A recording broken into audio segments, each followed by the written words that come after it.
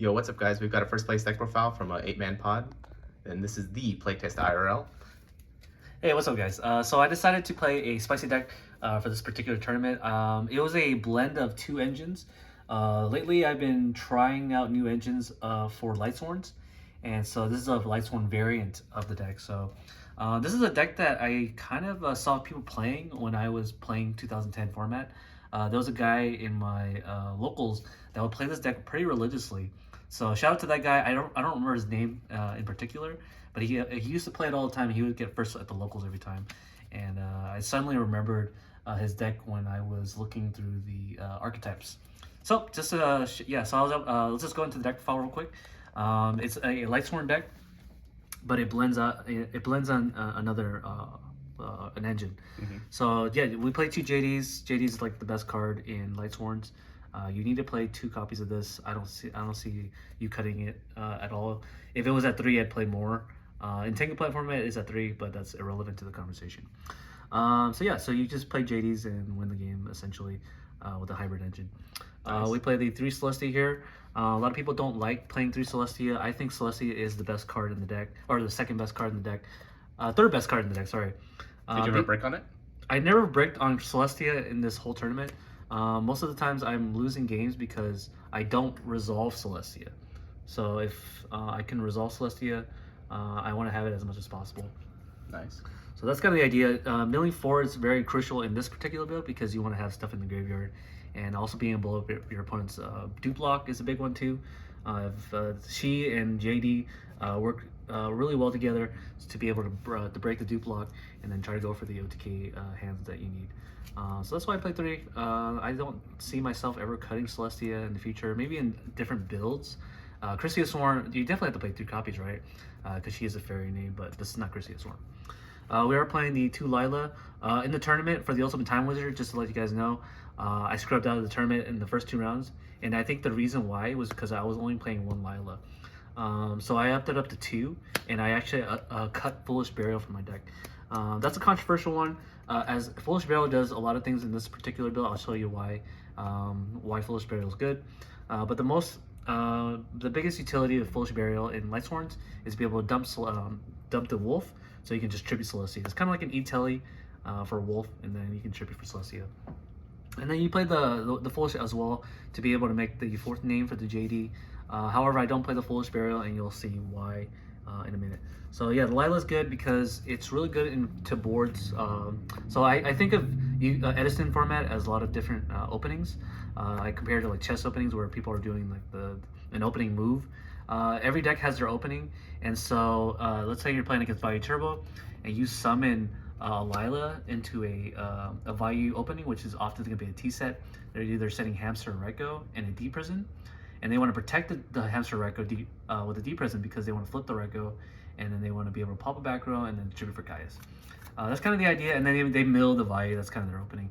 So this makes it so that if you summon the Lila, you break the D prison, you got your +1, and then you can get an additional +1 when you do mill cards like Wolf out of this deck, or like names for your JD to be able to be played. So that's why I do play the Lila, and that's why I like about Lila. She also mills 3, which is also very important.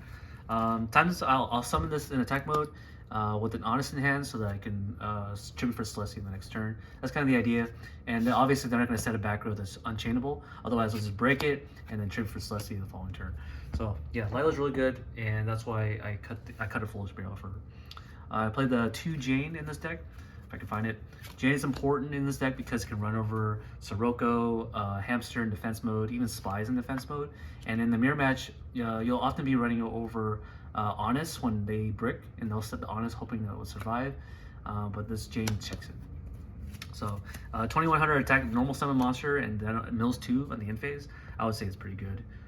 It's also searchable by Rhoda, but I don't play Rhoda. So there's that. It's a name that I can have for the JD. So yeah, I like Jane at 2. It's perfect at 2. I don't think I would play more in the future.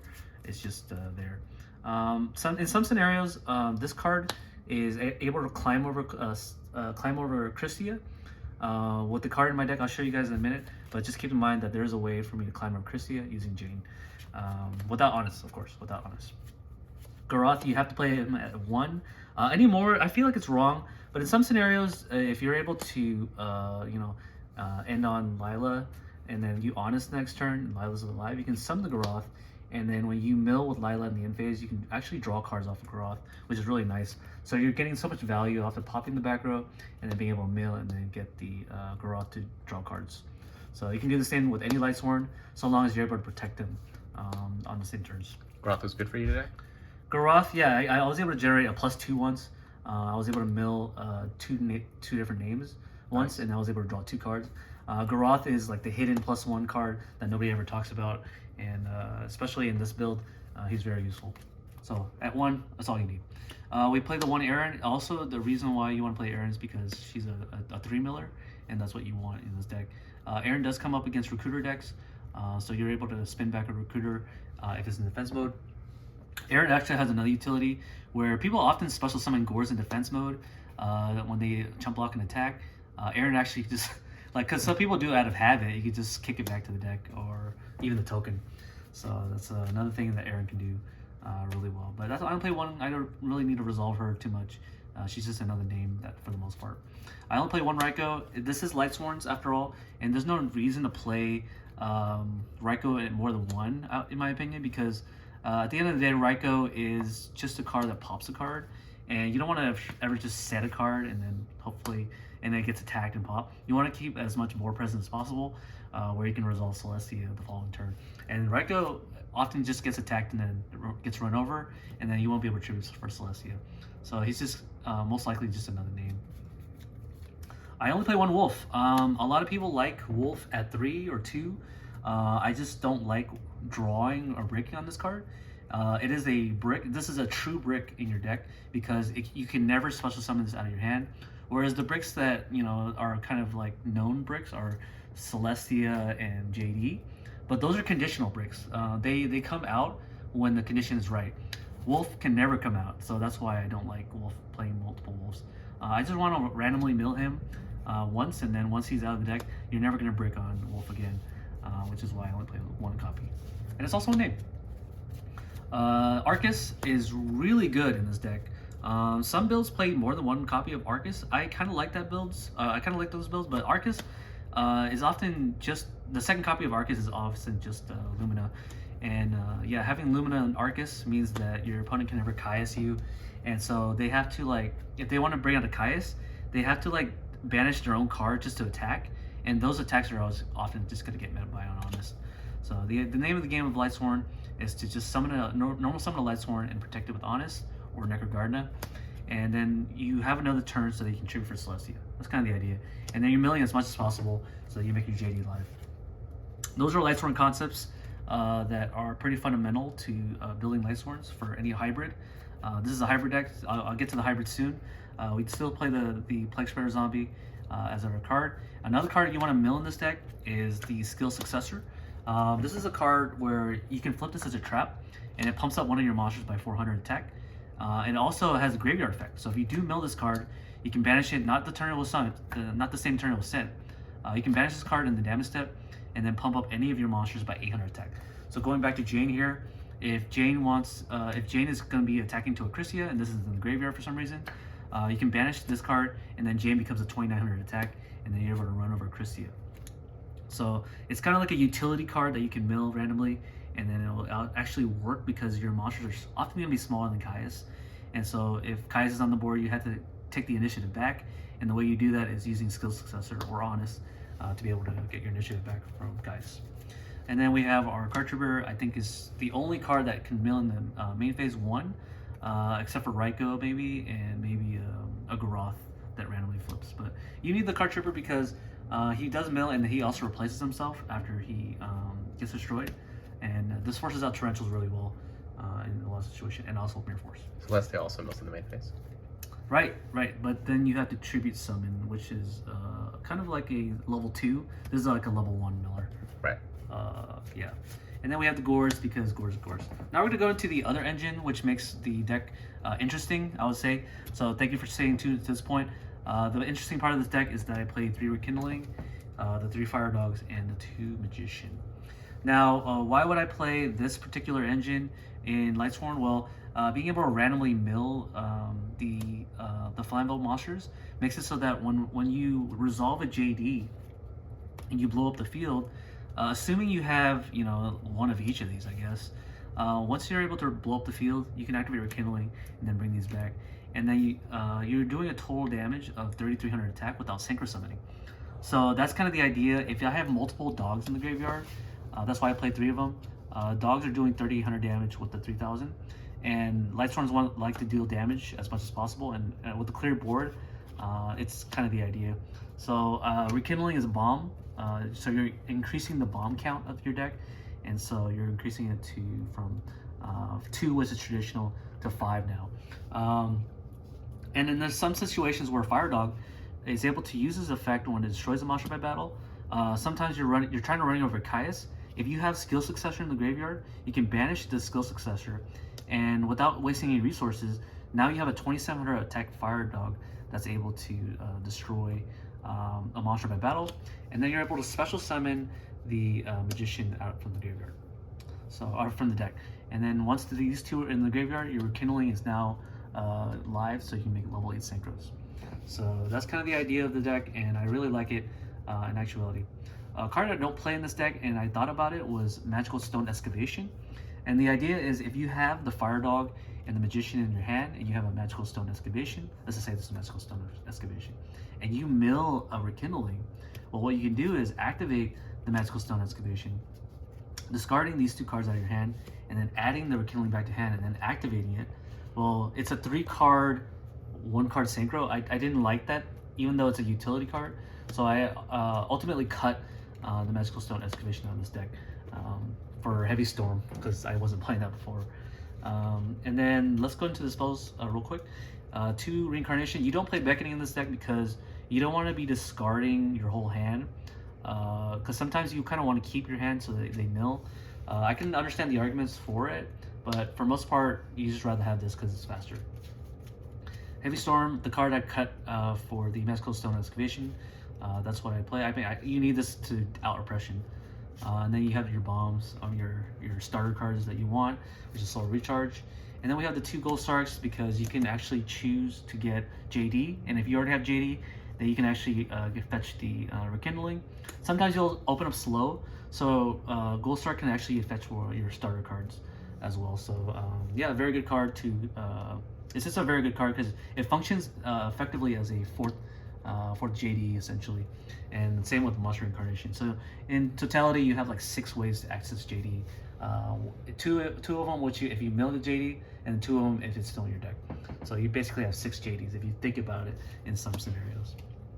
And then you have the Mirror Force. It's the same type of idea with Mirror Force, is to be able to protect your millers, so you can either tribute for Celestia, or you protect your Lila, so I can break a back row and then tribute for Celestia. You need all the help you can, and Mirror Force kind of does that for you. So 40 cards in the deck. Flamvell Sworn, I was able to win the hamster mat. Let's go into the side deck. So the side deck here, we have the 1 MST, the 2 Decrees. Really good in games 2 and 3 for Royal Oppression, and any back row deck that could just stop you. Did you side this in for your event? I didn't side in Decrees because I didn't play much heavy back row decks. I played against Zombies in the finals. I played against Hero Frogs, which I guess they're chainable trap cards. I could have sided this card, but I didn't. I sided this card in. And then the second round, I played Chrysius One, which I was able to.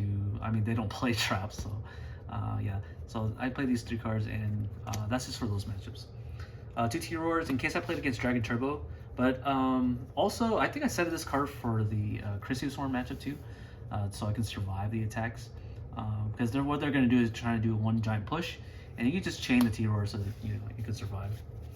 And then I played the 2 Lightning Vortex. I never sided this card in, but it's just to out the Vanity's Fiend, the Fossil Dyna, and Christia. But I never sided it, even though I should have. I think I sided 1. But yeah. 1 Soul Release and 1 DD Crow. Before it was 2 D Crows, now I have 1 Soul Release, 1 Crow. Good against the mirror match, or not mirror match, but any Lightsworn matchups. Did you resolve Soul Release at all? No, I just milled both of these. What are you gonna do? You could theoretically Gold Start for this if you feel like this is really good against those matchups, but I hardly ever did. I just try to stick to my win condition. We have the 2 Thunder King Ryo. I think this card is really good in a lot of matchups. Being able to have this in your hand is also a light monster that you can protect with Honest. It's just really good. I think being able to stick this on the board and then they can't like make a synchro is kind of the idea of this deck, this card. You can run over Hamster with this card too, but that's whatever. Yeah, I don't really have like a sideboard plan for why I use this guy. He's just, I look at the stats and I'm like, he's 1900 attack and he's a light monster. He might be good for a lot of matchups. So that's why I decided to play the Thunder King. Iron Wall actually came in clutch against a lot of different matchups. So Hero Frogs, this stops Miracle Fusion, stops Caius from resolving, and I actually won a lot of matchups. So this is a synergy with Flamvells. If you activate Rekindling, Rekindling has a stipulation where at the end phase, all your Flammable monster gets banished at the end. So this makes it so that the monsters stay at the end. So that's kind of a cool, good little concept. They stay? They don't go yeah. to the grave? They don't get banished because it crazy. says banish. All the monsters. Let me just read it real quick just to confirm it. Yeah. Banish all monsters that are special summoned by this effect. I would have thought they would have went to grave. No, they don't.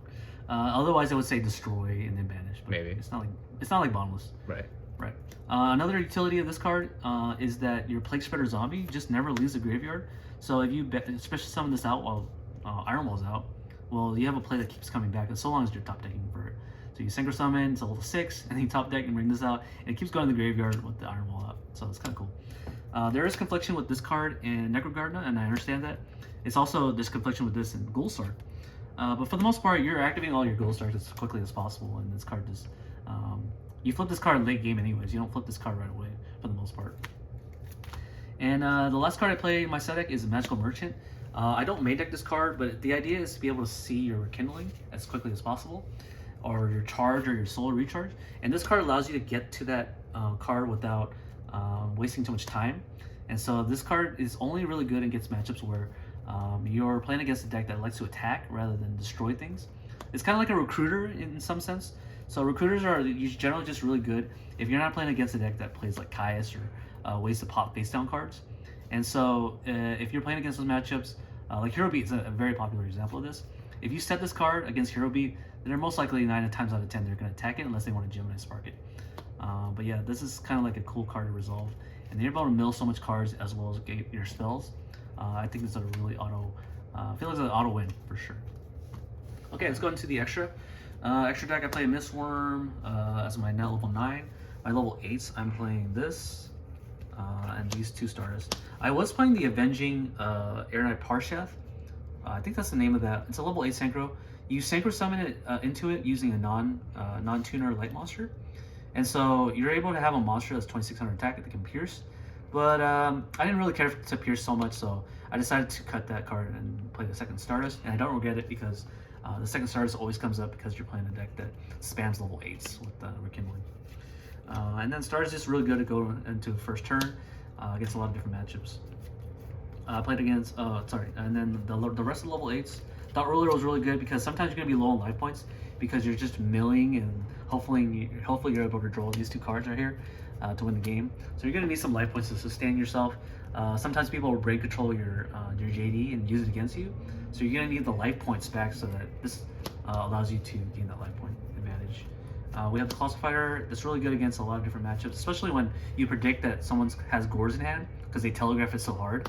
You just attack with everybody, and then especially when you bring out a monster with the dog, you attack directly with the Magician. They always drop Gores there, and so after that, your main phase 2, you just make Colossal Fighter. So Colossal Fighter just beats Gores essentially. And that's all my level 8s. Yeah. So let's go to 7s. Black Rose. Never made it. I did make Arcanite. You can make this card with the Flamvell Magician and the Lumina. That's the only way you can make it. But it comes up in some situations, especially since you go Lumina, pitch, Magician, and then special summon like Lila or Lumina or pop a back row, and then you go Rekindling and then make Arcanite Magician pop. That's kind of the idea. Yeah, that's the and then one more level 7. I never made this, but it's good in theory if you want to make it. Level 6. These 3. I made Brio once, but it didn't matter. And then I made Goyo. Actually, I made Goyo a couple times to steal Kai's. I never made Urkoisis, but it's there because he's a Flamvell. So there's that. And then we have our level 5s, Android and Catastor. I don't believe I made it, but you can make it with Lumina and Plague. And then we have the Armory. I've never made it either. So yeah, overall, the deck was really cool. I found myself winning a lot. So if you guys are interested in watching the replays on Dueling Book, I do have many replays where I was able to beat some of the big meta decks. So yeah, stay tuned for that one. First matchup of the day, I played against Hero Frogs, and I was able to win game 3 because of Iron Wall. And then also, obviously being able to do this is really nice. Game 2, I played against, or round 2, I played against Christius Sworn, and I was able to, was it Christius Sworn? Yeah, Christius Sworn. And there was a lot of like interactions that I didn't know about the mirror match. Well, not mirror match, but be careful not to use the Stardust to negate something, because they have Herald Orange Light to negate Stardust. So that's something you have to watch out for.